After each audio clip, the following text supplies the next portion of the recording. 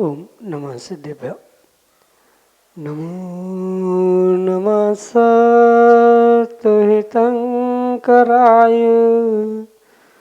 वीराय भव्याम्बुजभास्कराय अनंतलोकाय सुरार्चिताय देवादिदेवाय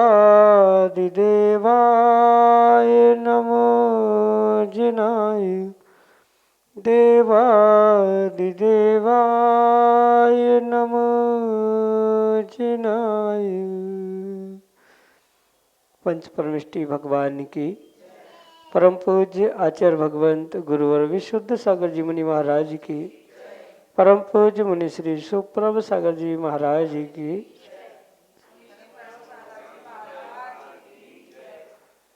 समीचीन विकल्पों का सम्यक समाधान, सम्यक ज्ञान के वही चिरपरिचित अनूठी विधा जिसके माध्यम से हम सभी अपने मन के समीचीन विकल्पों का आगम के परिप्रेक्ष्य में सम्यक समाधान प्राप्त करते हैं और वही सम्यक समाधान हमारे मन को एक अनूठी सुख शांति की अनुभूति कराने वाला होता है।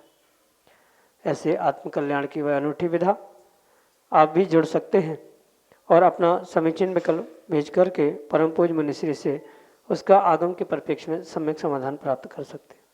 प्रारंभ करते हैं आज का सम्यक समाधान और आज के पहले विकल्प के लिए कौशल जस्मीन झांझरी इंदौर मध्य प्रदेश से महाराज श्री के चरणों में बारंबार नमस्ते निवेदित करते हुए अपना समीचीन विकल्प रख रहे हैं कि महाराज जी, हमारे परिवार से यदि कोई मुनि बनता है तो उससे हमारे परिवार के को कौन से कर्म का उदय होता है, उसका हमें भी कुछ फल प्राप्त होता है क्या?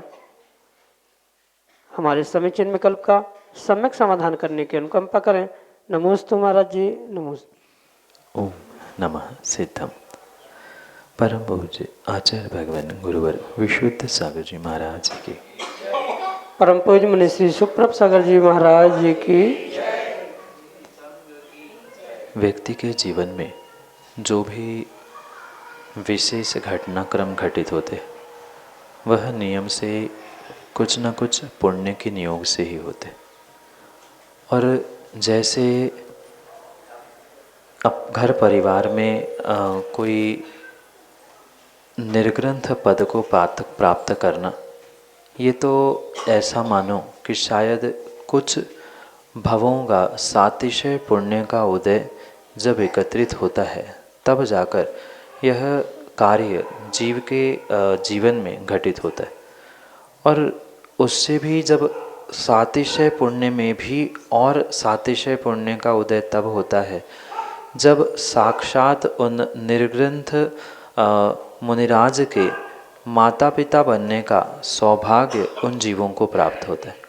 क्योंकि घर परिवार में जन्म लेना दूर के रिश्ते या दूर के किसी संबंधियों के रूप से वो प्राप्त होना ये भिन्न विषय है, पर साक्षात जिस बालक को माँ ने जन्म दिया है, पिता ने पालन पोषण किया है, ऐसा बेटा ही जब निर्ग्रंथ बनता है, मुनिराज बनता है, तो नियम से कई भवों की तपस्या, कई भवों का पुण्य जब फलीभूत होता है तब ये साक्षात कार्य, और वो भी पंचम काल में घटित होता है। क्योंकि एक पुण्य कर्म नहीं है, और ये जो पुण्य कार्य जीवन में होते हैं वे किसी एकाध पुण्य कर्म के उदय से नहीं होते। जब सभी का सामूहिक रूप से फल जीव प्राप्त करता है तब ऐसे नियोग बना करते। क्योंकि एकाध पुण्य के उदय से इतना बड़ा पुण्य उदय में आना संभव नहीं हो सकता। और नाना प्रकार की जो पुण्य प्रकृतियां है, उन सभी पुण्य प्रकृतियों का जब एकत्रीकरण फलीभूत होता है तो वही निर्ग्रंथ बालक या निर्ग्रंथ मुनिराज, जो घर में जन्मने वाला बालक आगे दीक्षा लेकर दिगंबर मुनिराज बनता है, वह मात्र और मात्र इसी कारण से होता है। क्योंकि पुण्य एक प्रकार का नहीं होता। व्यक्ति को यही लगता है कि एक प्रकार का पुण्य है और इस प्रकार के पुण्य से धन मिलता है, इस प्रकार के पुण्य से धर्म मिलता है, इस प्रकार के पुण्य से ऐसा होता है। सर्वथा ऐसा नहीं है। नाना प्रकार की जो पुण्य प्रकृतियां है, 8 मूल कर्म प्रकृतियों में जो जो पुण्य प्रकृतियां कही गई, उन सभी पुण्य प्रकृतियों का कहीं ना कहीं वहाँ अंश जब उदय में आता है, तभी ये इतना बड़ा पुण्य जीव के खाते में या जीव के जीवन में प्राप्त होता है। जब आचार्यों ने ये कहा है कि एक निर्ग्रंथ मुनिराज के दर्शन करना ही सातिशय पुण्य का उदय है, उनको आहार देना सातिशय पुण्य का उदय है, तो उस बालक को जन्म देने वाली वह माँ कितनी विशेष, कितनी पुण्यात्मा होगी, वह पिता कितने पुण्यात्मा होंगे जिन्होंने अपने काम पुरुषार्थ को भी मोक्ष पुरुषार्थ में लगाने का पुरुषार्थ किया। ये वास्तव में उन जीवों की यानी माता पिताओं का तो सातिशय पुण्य था ही, वह बेटे का तो था ही, पर उतना ही नहीं, अन्य भी परिवारजन जितने भी वहाँ जुड़े हैं परिवार में हैं, उनका भी कहीं ना कहीं डायरेक्ट इनडायरेक्टली नियोग पुण्य का था। इसलिए उस परिवार से संबंध उनके हुए, उनके मित्र, उनके परिवारजन, ये सभी विशेष पुण्यात्मा है। और एक नहीं अनेकानेक पुण्य प्रकृतियों के निमित्त से ही ये विशेष घटनाक्रम जीवन में होते हैं। यही आपके लिए सम्यक समाधान। लक्ष्मीनगर उज्जैन मध्य प्रदेश से अगले समीचीन विकल्प के लिए विनय गर्ग। पूज्य गुरुदेव के चरणों में त्रिवार नमोस्तु नमोस्तु नमोस्तु। गुरुदेव, मेरी शंका यह है कि तीर्थंकर बनने के लिए तो 16 कारण भावना आदि का चिंतन किया जाता है, पर गणधर के लिए कहीं ऐसा उल्लेख नहीं मिला कि गणधर आने वाले कितने समय में पहले से ही बन गए कि होंगे, उनका क्या उपाय है? 16 कारण भावना मात्र और मात्र तीर्थंकर नाम का प्रकृति को प्राप्त कराने के लिए ही होते, क्योंकि जो 7 प्रकार के केवली कहे, उन 7 प्रकार के केवलियों में जो विशेष केवली होते हैं, जो धर्म तीर्थ को चलाते हैं, उनका ही नाम तीर्थंकर केवली, क्योंकि वह एक विशेष तीव्र विशेष और सातिशय पुण्य के रूप में फलीभूत होने वाली नाम कर्म की उत्तर प्रकृति है, जो तीर्थंकर पद को ही प्रदान करने वाली है। अन्य पदों का वहाँ किसी भी प्रकार से कोई समाविष्ट नहीं हो सकता, क्योंकि ये ध्यान दे कि तीर्थंकर पद एक विशेष पद है। सामान्य केवली होना, गणधर होना या मुख केवली आदि अन्य प्रकार के केवली होना फिर भी सामान्य बात है, पर उनमें जो विशेष केवली भगवान होते हैं उनको ही तीर्थंकर केवली कहा जाता है या तीर्थंकर भगवान कहा जाता है। और मात्र उनके लिए ही ये 16 कारण भावनाएं कही गई है। अन्य किसी भी पद के लिए 16 कारण भावना का उल्लेख प्राप्त नहीं होता। हाँ, ये सत्य है, गणधर बनने के लिए विशेष पुण्य चाहिए, पर जो विशेष पुण्य तीर्थंकर बनने के लिए चाहिए, उस क्वालिटी का जो 16 कारण भावना से प्राप्त होने वाला है, वह सामान्य केवलियों की अपेक्षा से नहीं होता। भले ही वह गणधर क्यों ना हो, मुख्य गणधर भी तीर्थंकर के क्यों ना हो, पर तीर्थंकर की अपेक्षा से वह सामान्य केवली ही कहे जाते। और सामान्य केवली होने के नाते उनके लिए कोई 16 कारण भावना भाना आवश्यक नहीं होता। 16 कारण भावना के अभाव में भी वे गणधर पद प्राप्त कर सकते हैं, जैसे अन्य भी सामान्य केवली होते हैं। मोह केवली है, अंतःकृत केवली है, अनबद्ध केवली है। इन सभी के लिए 16 कारण भावना भाना आवश्यक नहीं होता। मात्र 24 तीर्थंकर जो एक युग में होते हैं, एक काल में होते हैं, उनकी ही अपेक्षा से ये 16 कारण भावना भाना अनिवार्य आवश्यक कहा है, अन्य किसी के लिए नहीं। भले ही वे कितने ही पुण्य और कितने ही विशेष पद को प्राप्त करें, पर तीर्थंकर पद के समान कोई अन्य विशेष पद नहीं है। और तीर्थंकर नाम कर्म की प्रकृति का ही ये विशेष गुण है या ये विशेष उपलब्धि है कि वह 16 कारण भावना से ही प्राप्त होती है, अन्य किसी कारण से नहीं। और वो भी 16 कारण भावना केवली या श्रुत केवली के पाद मूल में ही भाने दिखाने से होती है, अन्यत्र नहीं। और इसी कारण पंचम काल में किसी को भी तीर्थंकर प्रकृति का बंध होना संभव नहीं होता। ये तीर्थंकर प्रकृति बहुत बहुत बहुत विशेष होने के लिए ही 16 करण भावना का इनसा संबंध है। अन्य पद कितने ही विशेष हो, उनसे विशेषता नहीं है, उनका 16 करण से संबंध नहीं। यही आपके लिए सम्यक समाधान। अशोक जैन, गुना, पूर्व अध्यक्ष, महावीर दिगंबर जैन मंदिर, लक्ष्मीनगर, उज्जैन, मध्य प्रदेश से अगले समीचीन को। नमोस्तु भगवान, नमोस्तु भगवान, नमोस्तु भगवान। भगवान, मेरा शंका ये है कि भगवान बाहुबली स्वामी का प्रकरण हम सब समझ रहे हैं, और उनको बैराग की उत्पत्ति जब होती है तो उनको भगवान 1000 वर्ष का जो है तपस्या करना पड़ रही है। उनके शरीर पर जो है तरह तरह की बेल बूटाएँ, घास फूस, यहाँ तक कि पशु पक्षियों ने भी जो है घोंसले बना लिए। तो ऐसी स्थिति में भगवान ने उनको, एक पक्ष कह रहा है कि उनको ऐसी शल्य आ गई कि मैं भरत की भूमि पर जो है खड़ा हूँ, ये कैसा मेरे साथ में अनाचार है।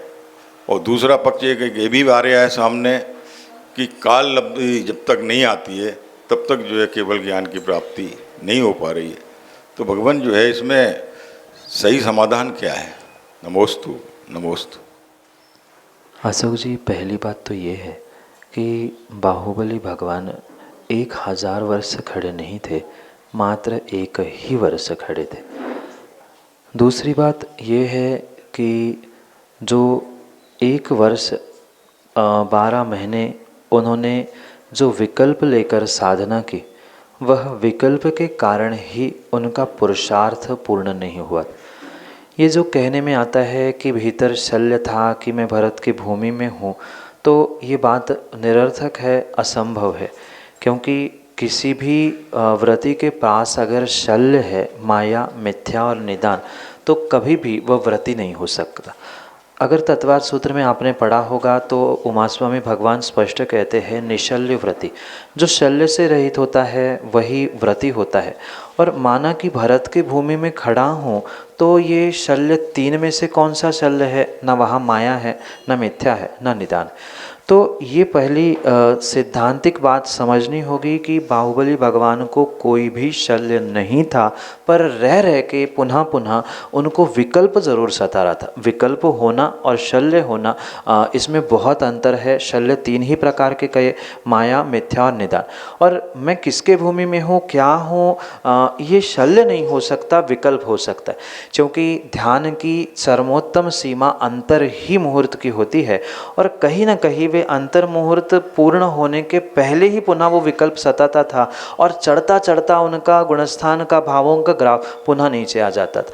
इस कारण से जो उनके भीतर ये विकल्प था कि मैं दूसरे किसी की भूमि में हूँ और भरत की ही भूमि में हूँ, जिसको मैंने जीता है, मेरा कैसे काम बनेगा, ये उनके किंचित पुरुषार्थ की हानि के कारण वह काल लब्धि समय पे पक नहीं रहती।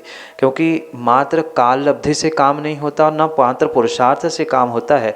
जैसे आप जानते होंगे कि कार्य की सिद्धि समवायों से होती है, भाग्य, पुरुषार्थ और साथ में काल लब्धि आदि, ये जो 5 समवाय कहे जाते हैं, इन समवायों के एकत्रीकरण से ही कार्य की सिद्धि होती है।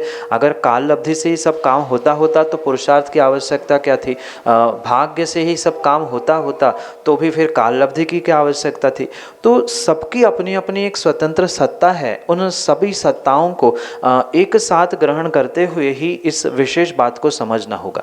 पुरुषार्थ की किंचित हानि भावों की अपेक्षा से बहिरंग रूप उन्होंने धारण किया था। तपस्या भी घनघोर तपस्या की, तपस्या में कहीं कमी नहीं थी, तपस्या में कोई विकल्प नहीं था, पर भीतर मात्र भूमि का, भरत का जो किंचित परिणमन चल रहा था कि मैं उसकी भूमि में हूँ, ये विकल्प उनको चरम सीमा तक ले जाने के लिए, फलीभूत करने के लिए, काल लब्धि को पकाने के लिए निमित्त नहीं बन पा रहा था। और जैसे ही भरत वहाँ पहुँचते हैं, निवेदन करते करते हैं, क्षमा मांगते हैं और उसको कहते हैं भगवान से कि आपकी ही भूमि है, मेरा कुछ नहीं है, जैसे उनका मान विगलित होता है वहाँ पहुँचते हैं, बस वहाँ फिर अंतर्मुहूर्त उनको लगता है और वह विकल्प निर्विकल्प होते ही वह भावों की विशुद्धि के साथ अपने उस केवल ज्ञान को प्राप्त करने का पुरुषार्थ भी फलीभूत करते।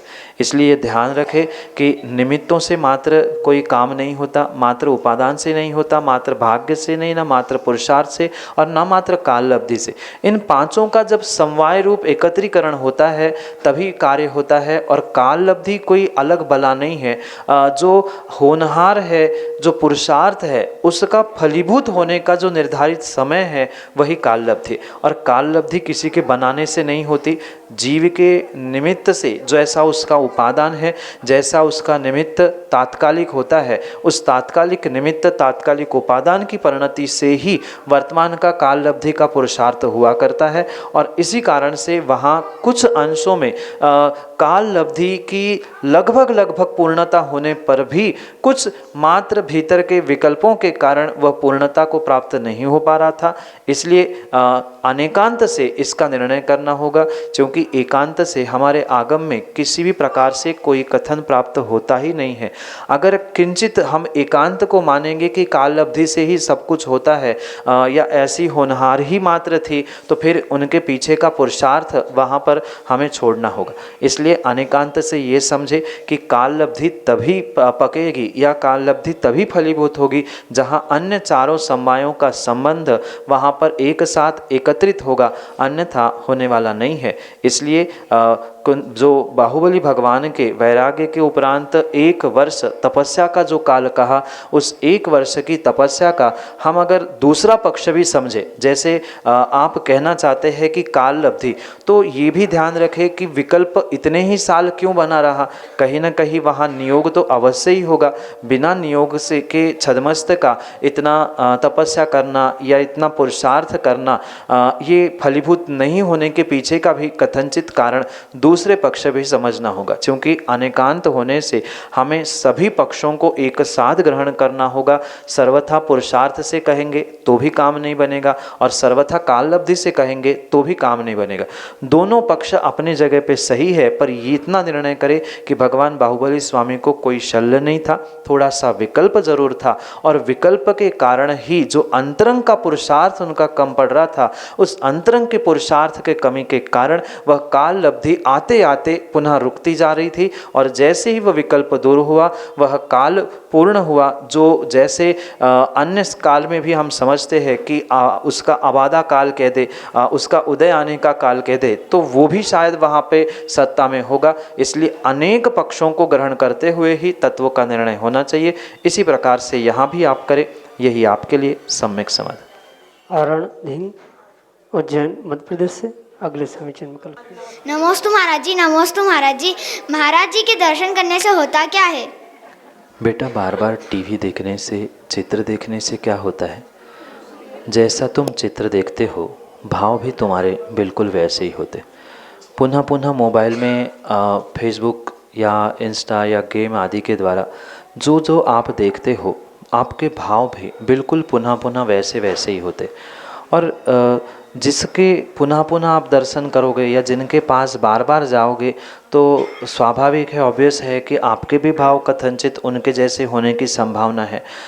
इसीलिए श्रावकों को प्रतिदिन परमात्मा के यानी भगवान के दर्शन करने के लिए, अगर नगर में मुनिराज है, महाराज जी है, तो उनके दर्शन करने के लिए, उनके पास पहुंचने के लिए बार बार बुजुर्ग लोग प्रेरणा देते। महाराज के दर्शन करने से उनके भीतर जो वैराग्य भरा हुआ है, उनका जो धर्म के प्रति, महाव्रतों के प्रति विशेष रुझान है, वह भाव, वह भावना उस व्यक्ति के पास भी पहुँचे, उन बालकों के, युवाओं के, धर्मात्माओं के भी हृदय में पहुँचे। उनके जैसा वैराग्य धारण करने के, उनके जैसे महाव्रत धारण करने के भाव भी आप जैसे लोगों के होते रहे पुनः पुनः दर्शन करने से। इसीलिए ये कार्य कहा जाता है। जैसे घर में कोई ब्रश या कोई पेस्ट भी आती है, तो जो प्रतिदिन आप टीवी में देखते हो, जिसकी एडवर्टाइजमेंट आपको पसंद आती है, वह प्रोडक्ट आपको पसंद आता है, पुनः पुनः पुनः वही देखते देखते आपको वह वस्तु पसंद आने लगती है, अच्छी लगने लगती है, वह व्यक्ति खरीद के ले आता है। बिल्कुल ऐसे ही पुनः पुनः महाराज जी के दर्शन करने से, पुनः पुनः वैरागी के दर्शन करने से आपके भी भाव महाराज बनने के, दर्शन करने के, वैरागी बनने के हो। ये भाव तो ठीक ही है, साथ में जो पाप आपने किया है उन पापों का प्रक्षालन हो, कर्मों की निर्जरा भी हो। इन्हीं कारणों से पुनः पुनः महाराज के दर्शन करने की प्रेरणा दी जाती है। यही आपके लिए सम्यक समाधान। अनिल जी दोषी, अध्यक्ष हुमड़ दिगंबर जैन समाज, उज्जैन मध्य प्रदेश से, अगले समीचीन विकल्प के लिए।